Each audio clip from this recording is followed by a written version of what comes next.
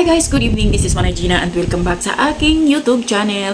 So guys, for today's video, ato ang itapik bitaw ning daghan na kayog afam karon ay diri sa Pinas, as in daghan nga. Ang naka sad kay kuan kay sila kana bitaw igo na sila mo tilaw-tilaw kanang dili sila magseryoso ba sa Pinay.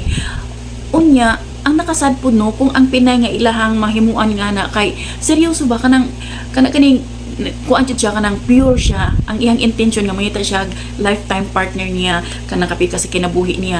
Unya himan-human da ito igo siya gitirawan gibiyaan di magani makapasalamat, di ba? Kay naidaghan apam karon nga ni Aniras Pinas igo dito sila mo tilaw-tilaw paghuman bye-bye.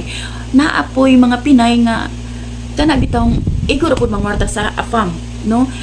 Ingana ba but murag vice versa ba nga kung ang afam na scammer o ang Pinay na apoy mga scammer, no, nga mang scam po silang mga afam, ang afam mang scam po og mga Pinay. So ang ato na lang yung buhaton ano kita nga mga tarong nga mga babae kinahanglan igmat mo, kinahanglan maayo mo observe sa afam og kuan kinahanglan gid mo nga kana bitaw makabalo mo nga ay kini red flag na.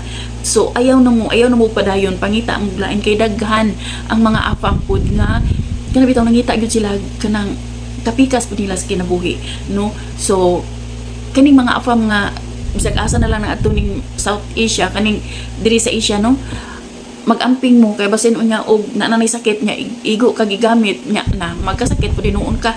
So kinahanglan magamping gyud, no, magamping gyud kung sa dating site mo.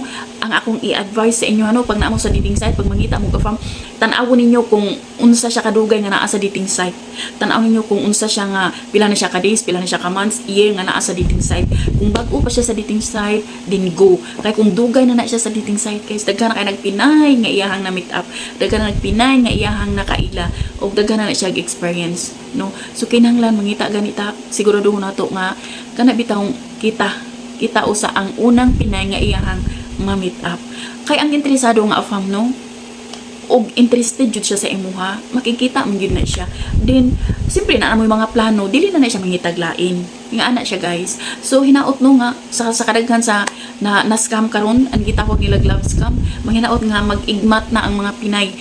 No, mag-igmat na kinahanglan kabalo na mumutan-aw sa red flag. So katore siya guys, og may gabi sa inyong tanan. Bye, God bless everyone.